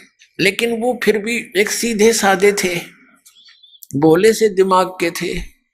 वो क्या करते, सत्संग में जो चर्चा होती, ज्ञान सुनते भगवान के मुख से, तो कपड़े धोने जाते या बर्तन साफ करने जाते, दरिया के किनारे सत्संग हुआ करते थे, आश्रम होते थे ऋषियों के। तो वो क्या करते, दरिया के किनारे पर कपड़ों को पानी में भिगो देते कि कुछ देर इनका मैल गल जावे, फिर धोएंगे। इसी प्रकार बर्तनों को, और बैठ के किनारे पर वृक्ष के नीचे सत्संग सुनी हुई बातों पर दोनों चर्चा करते थे। और फिर अपने बीते हुए समय पर, अपने पास टाइम पर भी बहुत विचार करते थे और कहते थे देखिए वो ऋषि क्या बकवाद किया करते थे। पहले तो कहते थे ये जंतर कर ले, ये मंत्र कर ले, और फिर लास्ट में कह देते थे ये तुम्हारे प्रारब्ध का भोग है, तुमने भोगना ही पड़ेगा। और यहाँ कहाँ गए वो हमारे प्रारब्ध। तो भाई भगवान आगे हैं, परमात्मा जैसे है अपने गुरु जी, बड़ी दया करी अपने पर। और देखो आज सत्संग में ऐसा बताया, कभी सुना नहीं हमने। अपने आत्मा जो व्यक्ति इतना दुखी था वो सुखी हो जा, और उसको जो ये दास ज्ञान दे रहा, यही ज्ञान परमात्मा पहले दिया करते। उन्हीं परमेश्वर कबीर जी का दिया हुआ ज्ञान, दास तो एक है जे टेप रिकॉर्डर आपको सुना रहा, दिया हुआ ज्ञान उसी मालिक का है जो चौथे युग से देते हुए आ रहे थे। तो वो पहले अगर सुखी व्यक्ति इन बातों को सुनता है, उठ कर चल पड़े न, वैसे बक रहा है सर, आज तक कभी सुना नहीं। तो पहले परमात्मा वो सेलेक्ट करिए मालिक ने जो दुखी थे, और फिर दुखी व्यक्ति सुखी हो गया, वो कहाँ जाओ तो सारी सुनेगा और सारी सच्ची लगेंगी उसको, क्योंकि वो तो दुख से उभरा है। तो सच्ची तो ये है ही है, हमें उस अज्ञान के कारण ये नहीं अच्छी लग रही थी। तो ऐसे जब वो बातें कर रहे होते हैं तो एक आधा कपड़ा उस झालों में बह जाता था, उनको पता नहीं लगता। जब वो जाकर धोकर सुखा देते उनके कपड़े, तो वो फिर उठाते अपने अपने कपड़े। कोई कहता जी मेरा तो धोती नहीं मिली, कोई कहता मेरा कुर्ता गुम हो गया। वो कहते भाई हम तो जितने ले गए थे उतने ले आए हैं, हमें तो मालूम नहीं। इसी प्रकार बर्तनों में भी कोई एक आध बर्तन, किसी की गिलास, किसी की थाली प्रतिदिन गुम हो जाती थी। और फिर उन्होंने उनसे प्रार्थना की, भाई देखो मुश्किल से तो हम एक गिलास लाए थे, इतनी दूर से कैसे लाएंगे, भाई इससे अच्छा तो तुम ऐसा करो हमारी सेवा मत करो, हम खुद कर लेंगे, हमें तो बहुत अभाव हो गया इन वस्तुओं का, अब कहाँ से लाए जा करके। तो वो कहने लगे भाई आगे ध्यान रखेंगे, हम बहुत ध्यान रखेंगे। तो अन्य जो और सेवादार होते थे वो बताते थे कि ये भोले भाले व्यक्ति हैं, उन कपड़ों को बर्तनों को भिगोकर पानी में बैठ जाते, एक तरफ भगवान की चर्चा करते रहते हैं, इनको पता नहीं लगता वो पानी में बह जाते हैं। कहने का भाव ये शिकायत गुरु जी के पास पहुंच गई, मुनिंदर जी के पास। अब उनको चिंता होगी कि महाराज जी के पास बात गई और अब ये हमारी सेवा छीन लेंगे। अब सेवा छीननी गई तो भगवान रुष्ट हुए हमारे से, गुरु जी रुष्ट हो गए तो हम पर तापत्तियां फिर आ जाएंगी। वो इस भय से करबद्ध होकर के वहां गए, गुरु जी ने बुलाए। परमात्मा ने कहा बेटा ये बहुत परेशान हो गए, आपकी नीयत अच्छी है सेवा करने की, लेकिन इनको प्रॉब्लम घनी हो जाती है, तुम सेवा रहने दो बेटा, कोई और सेवा कर लो। वो चरणों में गिर गए, बुरी तरह रोने लग गए, हे परमात्मा हमारी सेवा ना छीनो, हे भगवान आगे हम बहुत ध्यान रखेंगे। तो भक्त कहते जी इन कई बार कह लिए बात, तो ये फिर जाते भूल जाते, इनके बस की बात नहीं। अब परमात्मा ने देखा कि इनकी श्रद्धा टूट है, इनका दिल टूट जाएगा, ये महादुखी हो जाएंगे। तो परमात्मा कबीर मुनिंदर जी ने, परमेश्वर जी ने आशीर्वाद दे दिया, बेटा आज से तुम्हारे हाथों से कोई वस्तु जल में डूबे नहीं की, जहां रखोगे वही रहेगी, इधर टस समस्या नहीं होगी, तुम नहीं छेड़ोगे इतना। अब इस वर्क को पाकर वो बड़े खुशी हुए, जाकर देखा वो कपड़े भिगो दिए, जहां रखे थे वही रहे। थाली बेले काशी के होते थे वो रख दिए, काशी तो वैसे डूब जाती है, काशी भर के पानी था बेला, और उस पर दरिया पर रख देते थे, जो का तो रहता था। फिर एक आध कहने लगा पत्थर तो उठा कर रख के देख लो, वो एक आधी कंकर पत्थर उठा कर रखे, वो जहां रख दिया उस जल के ऊपर एज इट इज सथी रहने लगे। तो ये उन भक्तों की तो प्रॉब्लम हल होगी जिनके बर्तन और कपड़े गुम होया करते। तो इस प्रकार नल और नील को ये आशीर्वाद परमेश्वर मुनिंदर जी द्वारा दिया गया था। अब परमात्मा कहते हैं गोता मारूं स्वर्ग में जा बैठूं पाताले, कह कबीर ढूंढता फिरूं अपने हीरे मोती लाल। एक श्रीलंका के अंदर एक चंद्र विजय नाम का भाट रहता था। वो कुल टोटल 16 सदस्य थे उसके घर में, पुत्र वधू पुत्र पुत्रियां सब मिलकर 16 सदस्य थे। अपने आत्माओं, एक पिता एक माता अपने बच्चों के लिए कितनी दुखी होती है।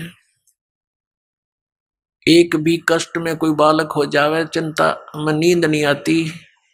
और हम जिस पिता के संतान हैं, पूरी पृथ्वी पूरा विश्व पूरे ब्रह्मांड चींटी से लेकर हाथी तक, हम सभी उस कबीर भगवान के उस अमर पुरुष के बच्चे हैं। अब हम यहाँ कितने दुखी हैं। आप तो बालक हो, पता नहीं बालक का चाहे कितना चोट लगी रहो, वो उसको कष्ट नहीं मानता, रोता अवश्य है, और फिर भी गलती करने में पीछा नहीं देखता, क्योंकि उसको ज्ञान इतना ही है। तो वो परमात्मा कितना दयालु है। अपनी प्यारी आत्माओं को शरण में लेने के लिए उस चंद्र विजय भाट के घर से थोड़ी सी दूर पर रास्ते में, जिधर वो सुबह सुबह फ्रेश होने के लिए जाता था, वहां एक पेड़ के नीचे बैठ गए भगवान। एक साधु रूप बनाकर बैठ गए, ऋषि रूप में रहते ही थे। और पुण्यात्मा जो होती हैं भगवान को चाहने वाली, उनके लिए भगवान ने कहा कि साधु दर्शन राम का और मुख पर बसे सुहाग, दर्श उन्हीं को होत हैं जिनके पूर्ण भाग। कबीरा दर्शन संत के परमात्मा आवे याद, और लेखे में वाहे घड़ी बाकी का समय बाद व्यर्थ। अब संत ऋषि के दर्शन हुए, चंद्र विजय भाट ने प्रणाम किया। प्रणाम करके पहले तो चला गया, घूम फिर के आया। आते समय कहने लगा, भगवान दास की कुटिया यहीं पर है, दर्शन दो दाता। अब वो तो गए इसीलिए थे, करे करावे साइया मन में लहर उठा, दादू से दरजीव के आप बगल हो जा। परमात्मा बोले, भाई चलो आगे घर पे। वहां कुछ देर डिस्कस हुआ, उनकी आपस में चर्चा हुई। परमात्मा से ज्ञान सुना उसने, कि कहा जी भगवान को चर्चा सुनाओ। तो परमात्मा ने सारी कथा कहानी का सृष्टि रचना सुनाई, काफी ज्ञान दिया। तो वो बड़े प्रभावित हुआ, कहने लगा, भगवान दास की कुटिया यहीं पर है, वहां चलिए, और वहां पर आपके और भी बच्चे हैं, वह भी आपके ज्ञान का लाभ उठाएंगे। परमात्मा तो गए उसी उद्देश्य से, घर चले गए, आसन दिया, अलग से बैठाया मालिक को, सोच कपड़े बिछा के, और फिर सत्संग सुनाया। अब उस समय तो केवल एक व्यक्ति ने नाम लिया, चंद्र विजय ने। बाकी परिवार कहने लगा, नहीं हमें अच्छा नहीं लगता इनकी ये बातें, ये तो शंकर भगवान से भी ऊपर बताते हैं। क्योंकि श्रीलंका का राजा रावण जो है, भगवान शंकर से अतिरिक्त किसी की पूजा ना करता था, तो उसको देखा देखी पूरा श्रीलंका भी शिव का ही पुजारी हो गया था। तो इस बात को उनको पहले स्वीकार नहीं हुआ। फिर वो चले गए भगवान वहां से। पीछे से उस चंद्र विजय भाट ने अपने पूरे परिवार को बैठा बैठा के बहुत अच्छी तरह समझाया, तो उन सब का मन बन गया। तो परमात्मा फिर वहां पहुंच गए। अब उन सभी पूरे परिवार ने नाम ले लिया। और जो मालिक ज्ञान सुनाया करता था, ये तो ज्ञान ऐसा है, प्रत्येक व्यक्ति चाहता मैं सबको सुना दूं, भाई को, बहन को, रिश्तेदार को, ऐसा अनमोल ज्ञान कभी देखा ना सुना। अपने आत्मा वो चंद्र विजय भाट जो था, वो रावण के पास जाता था, उसको चुटकले चटकले सुना के, उनकी महिमा मुहिमा गा के, और ये भाट लोग उनका एक मनोरंजन कराया करते थे। और उधर से उसकी पत्नी जो थी, वो कर्मवती नाम था उसका, वो जाती थी रावण की पत्नी मंदोदरी के पास, वो उसको चुटकले सुनाती थी, अच्छे बुंडे। इस मन की आदत है, ये राम की कथा कम और काम की कथा ज्यादा सुनना चाहता है, सेक्स की। तो पहले तो बकवाद सुनाया करती थी, पता नहीं के मंदोदरी भी हंसा करती, दांदरे काटा करती है, चुटकुले सुन सुन के। तो फिर जब उस कर्मवती को, चंद्र विजय भाट की पत्नी को, उस बेटी बहन को मालिक का ज्ञान हुआ, सब बकवाद छूट गई।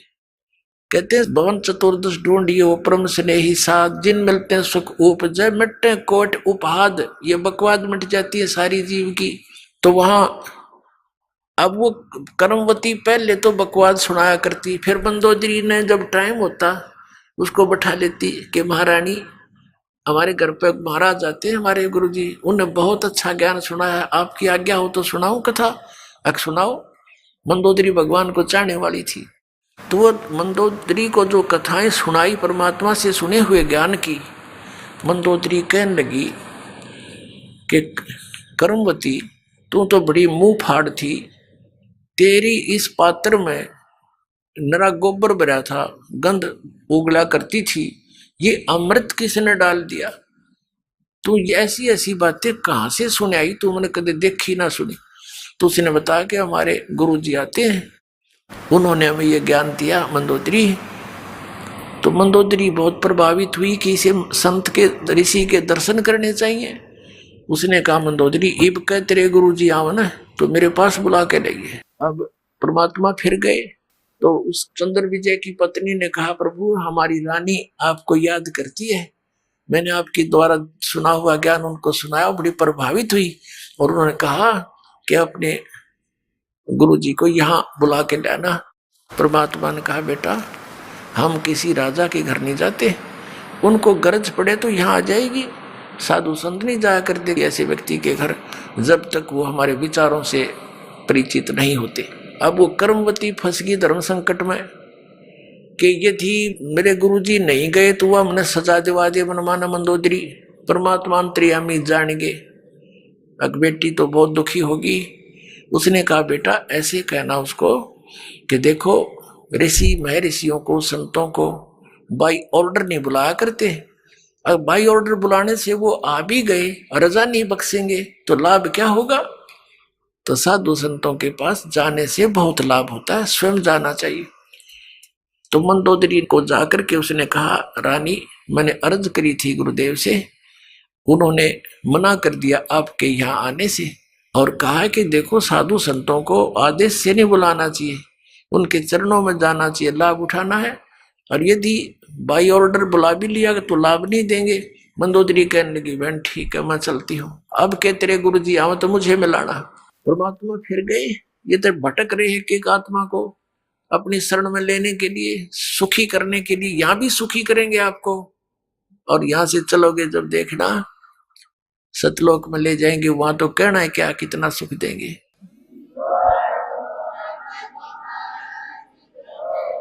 अब क्या हुआ मंदोदरी चली गई, परमात्मा के दर्शन किए, देखते ही आत्मा खिंच गई, पुण्यात्मा थी, पिछली संस्कारी थी, परमात्मा की बच्ची, बहुत ज्यादा प्रभावित हुई मालिक के वचनों से और कहा परमेश्वर मुझे नाम दे दो।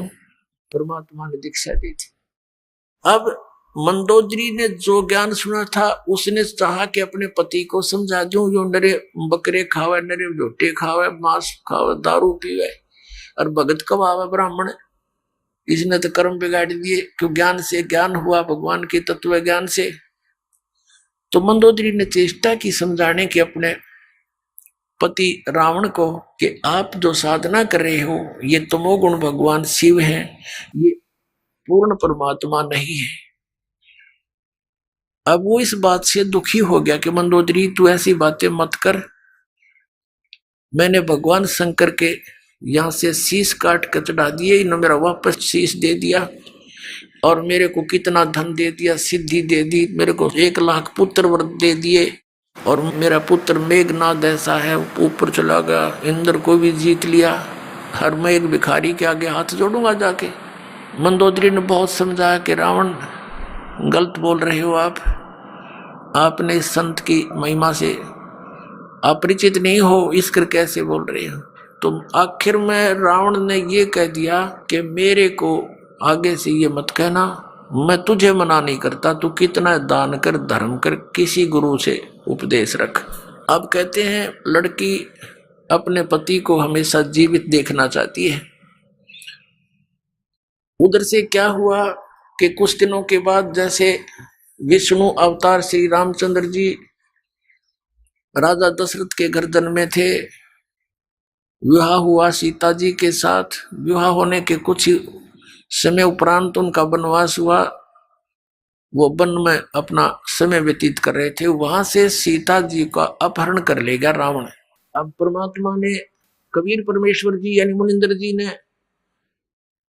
मंदोदरी को समझाया, बेटी इसने तो अपनी सात मोल ले ली, इसने अपना जो है ना मौत ले आई अपनी, और कह दे इसको, इसने भाई इज्जत वापस दे दे इसको, सिंपल वो मैं ना समझे, ये देवी है और देवी को सताना महापाप है, इसको वापस पहुंचा दे, इसकी इसी में खैर है। औरत वैसे ही देख कर राजी नहीं होती किसी दूसरी औरत को, फिर भी उसने जब ये पता चला कि मेरे पति की जान संकट में आवेगी, क्योंकि संत जो कहते वो सत मानती थी, ये महापुरुष हैं, झूठ नहीं बोलते, इन्हें क्या लेना देना है, ये कोई रामचंद्र से मिले नहीं या किसी और को जानते नहीं, सिर्फ सच्चाई बता रहे हैं। वह बहुत प्रभावित हुई, रावण को समझाने की बहुत चेष्टा की तो नहीं माना। कुछ दिनों के बाद क्या होता है, बीच में एक प्रकरण रह गया। अब रावण तो सुने नहीं था, और यू ज्ञान ऐसा है आदमी हजम कर नहीं सकता अकेला, जो यू ज्ञान आपको सुनेगा, दास बता रहा भगवान का दिया हुआ कबीर साहब का, तो उसकी ये नीयत रहती है बताऊं जरूर किसी से, चाहे को सुने चाहे ना सुना। तो रावण ने सुनना बंद कर दिया। उसका देवर था विभीषण, मंदोदरी उसको लगी समझाने। पहले तो दोनों भाई बैठे थे, रावण को समझावा थी, रावण नहीं माना तो विभीषण कहने लगा, मुझे बता तू ये बात, मन तो बहुत अच्छी लगे, ये आपकी पहली बार सुन रहा हूं, लेकिन फिर भी हृदय में समाती है। तो मंदोदरी ने उनको खूब समझाया, फिर कहा कि अब क्या बने, कि दीक्षा ले, अब नाम ले गुरु जी से, कि चल नाम दिलवा मेरे को। मंदोदरी अपने देवर को लेगी और नाम दिलवाया परमात्मा थे। अब उस ज्ञान से वो विभीषण भी परिपूर्ण हो गया। अब क्या होता है, रावण नहीं मान रहा था, सीता को लौटाने को नहीं राजी हो रहा था, मंदोदरी ने बहुत कुछ समझा लिया था। उधर विभीषण ने भी उसको बहुत कुछ समझाया, रावण तेरे घर में कितनी अच्छी औरत है, और फिर भी तू बकवाद की तरफ चल रहा, क्यों भाई भाई को कह सकता है जब उसकी कोई संकट आपत्ति उसके सामने दिखाई देती है। नहीं तो रावण को कौन बोला, वो तो अहंकारी आदमी था, एक मिनट में तलवार गर्दन पर जाती थी उसकी, कोई उसके नो कर दे किसी बात न था। रावण नहीं माना, रावण कहने लगा तू कायर है और तेरे बस की बात नहीं, बैठ जाए एक तरह। अब मंदोदरी ने देखा कि ये नहीं मानेगा, ये मरेगा और मैं विधवा हो जाऊंगी। अपने गुरुजी से प्रार्थना की, भगवान आप दया कर दो, कभी समझा दो, एक बार मान जाते वो तो आपकी बात को। परमात्मा ने कहा बेटा ये नहीं मानने वाला, इसके अंदर वो गुण नहीं है। तब मंदोदरी ने कहा भगवान एक बार आप उनको समझाने की चेष्टा करो दाता, और यदि वो नहीं मानेगा तो मैं अपने आप को आज से विधवा मान लूंगी, मन दुख नहीं आओगा परमात्मा इसके मरने का। तो परमात्मा ने सोची या बूढ़ी बेटी, अब ये जुगाड़ जोड़ रखे कालना हमारे, कितना नालायक, एक नंबर का दुष्ट व्यक्ति वो रावण। कहते 100 झोटियां का मांस तो एक दिन पक्या करता उसके लिए, और 100 मटके दारू के पिया करता एक कब है। अपने आत्मा ये बात हमारे दच्चे नहीं, क्योंकि 100 झोटियां का मांस एक आदमी के ऊपर खावे, क्योंकि हम उनके शरीरों से परिचित नहीं, उनकी हाइट से परिचित नहीं, उनके आहार से परिचित नहीं। ये तो हमने देखे 61वां वर्ष चल रहा दास का, जब हम छोटे छोटे थे से टुकड़े टुकड़े आदमी देखे, अरनों का करते ही 32 लड्डू खा जाता है, एक 32 आदमी खाओ 32 लड्डुआन आज के दिन, और उनके बदहजमी हो जाए, और एक एक धड़ी खीर खा जाया करते ये ब्राह्मण हमने देखे, यानी 5-5 किलो हरी वे कटोरी ना उठे। तो इस बात से भूल जाओ। तो कहने का भाव यह कि हम उस अतिथि बातें कि इतने कुक्रम करा डेली, उसका बुद्धि में कहाँ आ ये बातें। तो परमात्मा ने सोचा या बेटी इसका बंदगी या इसकी कमजोरी इसको मारेगी। तो परमात्मा ने कहा ठीक है बेटी मैं जाता हूं, एक दिन कोशिश करूंगा तेरी श्रद्धा ना टूट जाए भगवान। तो इसलिए अब रावण की सभा लगी हुई थी, और जिस समय उसकी मीटिंग होती थी स्ट्रिक्ट ऑर्डर होता था कि बाहर से चिड़िया भी नहीं आ जा अंदर। उस समय परमात्मा वहां जाकर प्रकट हो गए, पहरेदारों के पास खड़े हुए, कहा भी राजा को संदेशा दो कि ऋषि मुनिंदर आए हैं, वो आपसे मिलना चाहते हैं। कुछ आपको शिक्षा देना चाहते। अब वो कहने लगे पहरेदार महाराज जी हमें बख्शो, इधर आज कोई जा नहीं सकता, अंदर का आदेश बाहर जा सकता है, बाहर का आदेश भी हम अंदर देने नहीं जा सकते, हमारा राजा बहुत खतरनाक है, गर्दन काट देगा। परमात्मा वहां से अंतर ध्यान हुए, जहां रावण बैठा था ऊंची स्टेज पे और नीचे उनके बैठे थे सपसलार कुर्सियों पे, उसके थोड़ी सी दूरी पर अंदर जाता हुआ देखा। ऋषि देखकर वो एकदम चकित हुआ कि ये व्यक्ति अंदर कैसे आ गया, हमारी गुप्त मीटिंग चल रही थी। तो उसने आव देखा ना ताव देखा, वो तलवार निकाली कि तू अंदर कैसे आ गया। अब उसने क्रोध में न 70 वार किए थे तलवार के परमात्मा को काटने के लिए। और कबीर परमेश्वर अर्थात मुनिंदर जी के हाथ में एक सीख थी झाड़ू की, ये झाड़ू होता है उसकी सीख एक ले रखी थी दाता ने, और जब वो तलवार मारे तो वह सीख डाले थे, वो सीख के ऐसे लगे थी वो तलवार उसकी जैसे लोहे के खंभे के लगा, कट्टा कट हुआ।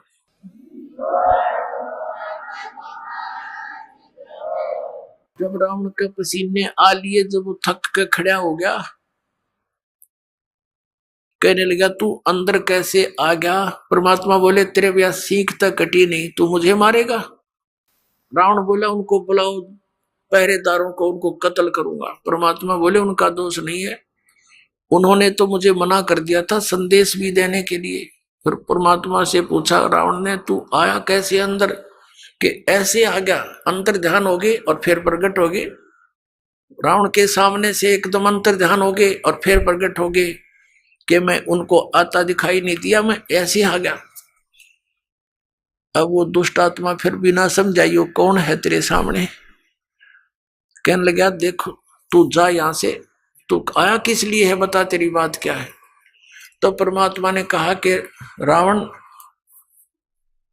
तेरा जो है अंतिम समय आ लिया है, और मेरे आदेश का पालन करके जब तू इस लड़की को वापस दे देगा, सीता को, इस देवी को, तो तेरी जीवन को मैं बदल दूंगा, इन बुराइयां तेने छोड़नी पड़ेंगी। वो कहने लगा तेरे जैसे शिक्षक मेरे पास बहुत आ लिए, मैं शिक्षा बिना नहीं हूं, मैं खुद ब्राह्मण हूं, विद्वान पुरुष हूं, और तू एक भिखारी ऋषि, मुझे क्या शिक्षा देता, मैं तेरी बात ना मानू कौन। अब रावण की तो वो स्थिति हो चुकी थी, कबीर ये माया अटपटी सब गट आण अड़ी, किस किस न समझाऊं या कुएं भांग पड़ी।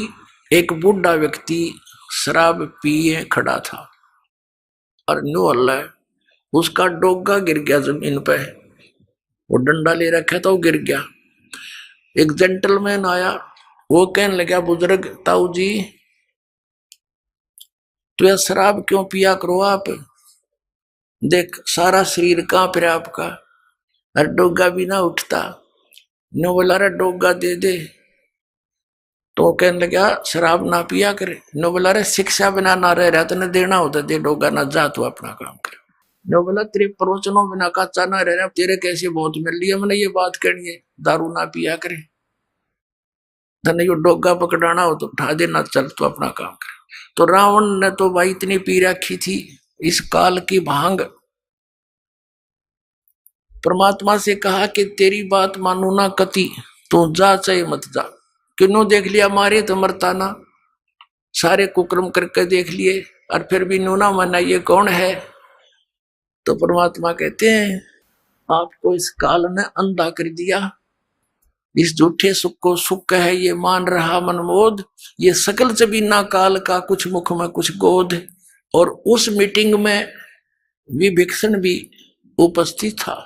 परमात्मा आगे वहां से चले गए। शाम के समय विभीषण घर पे आया, अपनी भाभी से कहा कि आज तो गुरुजी को मार दिया होता भाई ने। तो मंदोदरी कहने लगी ये इस संकट में मैंने ही गुरुदेव को डाल दिया नालायक ने, और मेरी प्रार्थना पर ही वहां गए हैं। क्या हुआ कि ऐसे ऐसे एकदम कितने क्रोधित हो गए, स्टेज से कूद कर स्वयं तलवार मारने लगे। गुरुजी के हाथ में एक सींख थी, वह सींख भी ना कटी। जब थक के बैठ गया, परमात्मा ने कुछ कहना चाहा, मान्या नहीं, तो भगवान वहां से आ गए। पुण्यात्माओं, जो हमारा पिता है उसकी तो मैं खबर भी नहीं, जो हमारे लिए दुख पा रहा है, भटक रहा है, एक प्राणी को समझाने के लिए, ज्ञान देने के लिए, अपनी शरण में लेकर यहां भी सुखी करने के लिए, और हम उनको पूज रहे हैं जो हमें ना सुख दे सकते ना दुख दे सकते। क्योंकि देवता है ये ब्रह्मा विष्णु महेश, ये हमारे प्रारब्ध को परिवर्तित भी नहीं कर सकते और ये दुख दे नहीं सकते, क्योंकि ये देवता है, अच्छी आत्माएं हैं। तो हम इनको पूज रहे थे। तो पुण्यात्माओं, मंदोदरी कहने लगी गुरुदेव के पास, जो परमात्मा से मिलने गई, और कहा, भगवान क्षमा करना मुझ दासी को, मेरे कारण आपने बहुत ऊंच नीच सुनना पड़ा दाता। मेरा पति का मोह था, वो मुझे सता रहा था। अब दाता वो बेशक मर जा, मेरी ओर से आज मर लिया, वो मरियो से जिंदा रहियो, दाता अपने चरणों से दूर ना करना अपनी बच्ची को। तो परमात्मा, ठीक है बेटा, कहा तू भक्ति कर, या कोई किसी का ना है, आजकल मृत्यु हो जा, कौन किसका ठेकेदार है पता नहीं, इसका जन्म की तो होगा, तेरा कहाँ होगा। ठीक है, जब तक आपका संयोग है एक नेक नीति से निभाओ, परमात्मा से डर कर रहो। जो जिसका भूमिका है, पति की है पति वाला रोल करे, पत्नी का है पत्नी वाला करे, बेटे का है बेटे वाली भूमिका ठीक निभानी चाहिए, तभी आप सुपात्र कहलाओगे, नहीं तो आप फेल हो जाओ। अब क्या हुआ, उधर से रावण को संदेश मिले, लेकिन रावण नहीं माना। श्री रामचंद्र जी के संदेशवाहक दूत वहां गए, श्री अंगद जी, श्री हनुमान जी आदि आदि, लेकिन वो नहीं माना। कहने का भाव ये है कि युद्ध की तैयारी होगी। अब युद्ध करने के लिए समुद्र से सेना पार करनी समस्या आएगी। अब समुद्र के ऊपर का जावे कैसे, तो कहते हैं उनके इतिहास में लिखा है जीवनी में कि 3 दिन तक श्री रामचंद्र जी ने घुटनों जल में खड़ा होकर समुद्र के अंदर और प्रार्थना की थी कि हे जल्दी, हे समुद्र राज, मुझे रास्ता दे दे, मैं बहुत आपत्ति में हूं, मेरी पत्नी को ऐसे ऐसे रावण ने उठा लिया है, सेना पार करनी है, उस राक्षस को मारना है और उस देवी को छुड़वाना है। लेकिन समुद्र नहीं माना। अंत में कहते श्री रामचंद्र जी ने लक्ष्मण से कहा कि मेरा अग्निबाण दे, लातों के भूत बातों से नहीं मानते। लक्ष्मण ने अग्निबाण दे दिया उठा के।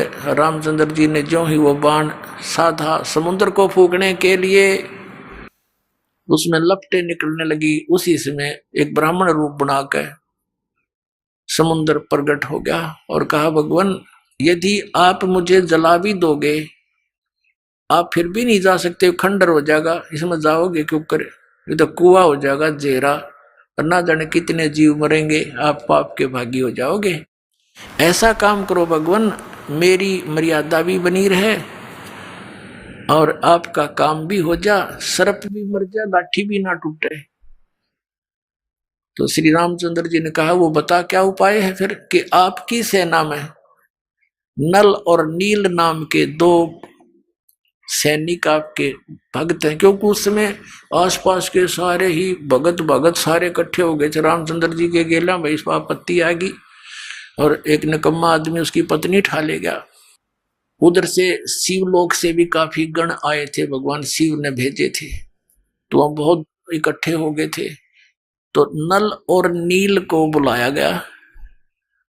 नल और नील से श्री रामचंद्र जी ने कहा कि भाई एक पर आपकी परीक्षा दो तुम। समुद्र ने यह बताया कि इनके गुरुजी के द्वारा दिया हुआ आशीर्वाद है इनका, और उनके आशीर्वाद से मेरे ऊपर ये कोई भी वस्तु रखते हैं वो डूबती नहीं, वहां से टस से मस नहीं होगी, वहीं रहेगी, तो मेरे ऊपर वजन नहीं बनेगा इसका। अब भगवान श्री रामचंद्र जी ने कहा भी एक बार ट्राई दिखाओ तुम। अब देखो हम ऐसे मार खाते हैं। पहले तो नल और नील 100 शुक्र मनाया करते अपने मुनिंद्र भगवान के, और उस दिन वो आंडी पाक गए। अभिमान हो गया उनको कि यदि आज हम गुरु जी को याद करेंगे, जंतर मंत्र प्रणाम करते हैं जैसे याद करने के लिए, तो ये नो सोचेंगे उपस्थित जन ये कहीं और से शक्ति प्राप्त करते हैं, इनके अंदर कोई पावर नहीं। अब उन्होंने दोनों ने फटाफट उठाया एक एक पत्थर और रख दिया समुद्र पर, डूब गया। उनको भी अचंभा हुआ। उन्हें फिर दूसरा उठाया, वो भी डूब गया। तीसरा रखा, वो भी डूब गया। अब ये एक दूसरे के मुंह की तरफ देख रहे हैं और श्री रामचंद्र जी कहने लगे समुद्र से, वो जो ब्राह्मण रूप में उपस्थित था, मानो ये कहना चाह रहे हैं कि तू झूठ बोल रहा था। तो उस ब्राह्मण रूप में उपस्थित समुद्र ने कहा कि भगवान आज इनने कोई गलती कर दी, क्यों भाई तुमने अपने गुरु जी को याद नहीं किया, आज दिखा है ये अभिमान में आ गए, इसलिए इनके हाथ से वो पावर चली गई दिखा है। वो तो अपना एस्टीमेट बतावा था और वह सचमुच ऐसा ही हो गया था। अब उन दोनों ने फिर अक्षमा याचना की, गुरु जी को याद किया, हे दाता दया करो, हमसे गलती होगी, माफ करो, हम तो पापी आत्मा है। वो डर गए न्यू कदे फिर वो आपत्ति फिर ना आ जाए तुम्हारे पे, और तुमने कर दी गलती आज ज्यादा, अब मान बढ़ाई की भूख में। तो पुण्यात्माओं परमात्मा हमें आगाह करते हैं कि यदि तुम ऐसे मर्यादा तोड़ दोगे भक्ति आपकी नष्ट हो जाएगी। जैसे माता गर्भ को रखे यतन बनाए और ठेस लगे तो छन होए, ऐसे भक्ति जावे। जैसे किसी बहन को, माता को बहुत वर्षों के बाद कोई गर्भ रहा हो, फिर वो कितनी चिंतित होती है उस बालक को परिपूर्ण करने के लिए, कहीं ऊंचे नीचे में पैर न रखा जा, चलते समय भी बहुत सावधानी बरतती है, और रात के समय करवट बदलते समय भी वो बहुत चिंतित रहती है, कहीं मेरे बालक पर जोर ना आ गया। एकदम उधड़क के पड़ती है और देखती है दर्द पीड़ा तो नहीं होगी मुझे। तो कहते हैं जैसे माता गर्भ को रखे यतन बना और ठेस लगे तो क्षीण होए, तेरी ऐसे भक्ति नसावे। तो उनकी भक्ति नसगी खत्म हो, रोए पीटे याद किया भगवान को। वो तो मालिक ने करना ही था, क्योंकि श्री रामचंद्र विष्णु अवतार और श्री कृष्ण भी विष्णु अवतार, और विष्णु कौन, ये भी भगवान का बच्चा। आप जैसी आत्मा पुण्यकर्मी प्राणी, पोस्ट ये मिल गई इसको। जैसे आप किसी का भाई मंत्री बन जाता है तो भाई ही उसका, वैसे वो कितनी पोस्ट पे बैठा है, तो ऐसे ही उस परमात्मा के ही बच्चे हैं। तो उनके दुख का निवारण भी वही परमात्मा कर सकता है और कोई नहीं कर सकता। जैसे आपने श्रीमद् भगवत गीता अध्याय नंबर 15 के श्लोक नंबर 1 से लेकर 4 और 16-17 में जो सुना कि ऊपर को जड़, वो तो संसार रूपी वृक्ष की जड़ है, ऊपर को जड़ है वो तो मूल मालिक है, पूर्ण परमात्मा है, और नीचे को तीनों गुण रूपी शाखा, ये ब्रह्मा विष्णु महेश रूपी शाखाएं हैं। और वो परमात्मा जो मूल है, जो जड़ है, वो तीनों लोकों में प्रवेश करके सबका धारण पोषण करता है। 15वें अध्याय के 17वें श्लोक में कहा है कि उत्तम पुरुष तु अन्य परमात्मा इति उदारत, यह लोक चरम आविश्य विवर्ती अवैश्वर है। वो मूल मालिक जो है, जो सारे संसार रूपी वृक्ष की जड़ है, मूल है, वहां से सबको आहार मिलता है। तो वो सबका धारण पोषण, यानी जिसकी जिस स्थिति की कोई संकट है, और वो परमात्मा ही उसका निवारण करता है। अपनात्माओं ये बहुत लंबा इतिहास है, कई दिनों में आपका समझ में आओगा। सबसे पहले जो परमात्मा आए थे और इस काल से वहां ऊपर मिले थे, इनका उसने विवाद बहुत किया था। फिर समर्थ के सामने वो नतमस्तक हो गया था। इसने कुछ वरदान मांगा था। एक तो ये मांगा था कि आप अपना ज्ञान देकर अपने शरण में लेना, जबरदस्ती ना करना, बलात् मत लेना मेरे से जीवों को। दूसरा ये कहा था कि 3 युगों में जीव कम ले जाना, चौथा युग जब कलयुग आवे तब तो शरण जीव बहु जावे, ऐसा वचन हर मोह दीजय, तब संसार गमन तुम कीजिए। और तीसरा कि ऐसे मेरा पुत्र विष्णु श्री राम रूप में त्रेता युग में जाएगा, उसके साथ उसके प्रारब्ध में ऐसे संकट हैं और इस काल को पता है, उसको मैं टाल नहीं सकता। आप वो समुद्र पर पुल नहीं बनेगा, वो पुल बनवाना। परमात्मा ने कहा ठीक है, और बता भिखारी। फिर कहा कि ऐसे ऐसे श्री कृष्ण रूप में मेरा पुत्र जाएगा और वो एक जगन्नाथ नाम से एक पुरी के अंदर एक मंदिर बनवाना चाहेगा और समुद्र उसने बन नहीं देगा, आप वहां उसकी रक्षा करना। परमात्मा ने कहा था ठीक है, और बोल। तो इस परमात्मा कबीर परमात्मा से इस काल ने ये वरदान मांगा था, प्रार्थना की थी कि आप मेरे उस बच्चे की, ये काल के पुत्र हैं विष्णु, इस संकट से रक्षा करना। तब परमात्मा उस वचन अनुसार वहां पहुंचे। वैसे तो उन्होंने व्यवस्था कर ही दी थी, नल नील भेज दिए थे कि आप पर काम चल जाएगा इनका, जो ये नियमित रहेंगे तो ये पत्थर रख देंगे, ये पार हो जाएंगे, लेकिन वो भी फेल हो गए। अब क्या हुआ, परमात्मा वहां पहुंचे, नल और नील ने कहा कि वो आगे गुरुदेव, वो आगे गुरुजी। अब सबकी दृष्टि गई, एक ऋषि आते दिखाई दिए। निकट आए जब श्री राम और लक्ष्मण ने उनके चरण लिए, हनुमान सब ने चरण लिए, तब परमात्मा से प्रार्थना की कि हे भगवान, कि हम बहुत संकट में हैं, मैं राजा दशरथ का पुत्र हूँ, ऐसे ऐसे रावण ने मेरी पत्नी उठा ली है और समुद्र के ऊपर से हमने सेना ले जानी पड़ेगी। ऋषि जी, जब आप अपने शिष्यों को इतनी पावर दे सकते हो, आप तो समर्थ हो, हम पर दया करो।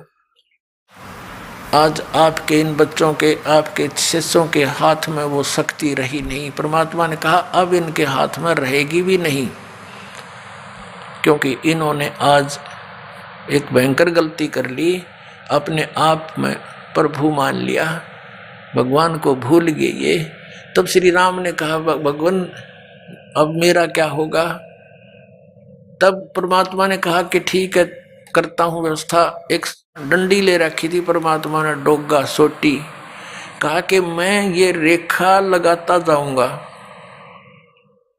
इस पहाड़ के चारों ओर, एक रेखा खींचूंगा, इसके बीच बीच के पत्थर बिल्कुल हल्के हो जाएंगे, जहां रखोगे वही रखे रहेंगे, पानी में डूबेंगे नहीं, कितना वजन रख लेना। अब परमात्मा ने क्या किया, एक सोटी लेकर उस एक बहुत बड़े पर्वत के चारों ओर से घुमा दी, जो उसके निकट ही था, और परमात्मा ने कहा कि उठाओ पत्थर और प्रयोग करो। अब नल और नील ये शिल्पकार भी थे, राज थे, मिस्त्री भी थे, ये उन पत्थरों को छोल छाल के और फिर सेट करना भी जानते थे। अब क्या हुआ, वो पत्थर उठा के लाए, देखा रख के, इतना भारा पत्थर ऊट पटांग सा और रख दिया, वो भी ना डूबया, ऐसे तरह ऊपरे रखा हुआ नौकर। तो सबको विश्वास हो गया कि बन गई बात। अपन आत्मा हमारे ये अध्यात्म मार्ग में आप कति जीरो हो चुके हो, और दास भी उसी स्थिति में था। अब दास को सतगुरु मिल गए, कहते पीछे लगा जाऊं था मैं लोक वेद के साथ, रास्ते में सतगुरु मिल गए, दीपक दे दिया हाथ। अब ये इतना बड़ा अध्यात्म मार्ग है कि जैसे हम सत साहिब बोलते हैं और पहले राम राम बोलते थे, इसका कारण क्या था, ये मंत्र जाप करने का नहीं था, ये केवल याद दिलाने का होता है कि भाई इस संसार में भगवान बिना कुछ नहीं, और जो गुरुजी ने मंत्र दे रखा है उसकी भूल ना पड़े। जैसे आप देखा करते, अब तो यह बात बिगड़ती जा रही है, नास्तिक होने जा रहा है पूरा मानव समाज, काल का दाव लग गया था। तो पहले हम देखते थे जैसे सुबह या कभी घूमने फ्रेश होने जाते थे, आने जाने वाले मिलते थे, एक दूसरे को राम राम राम राम चाचा, वो 3-4 बार बोला करता, राम राम भाई, राम राम राम, हाँ राम राम। अब ये तो एक औपचारिकता बन गई थी। आइए अब हम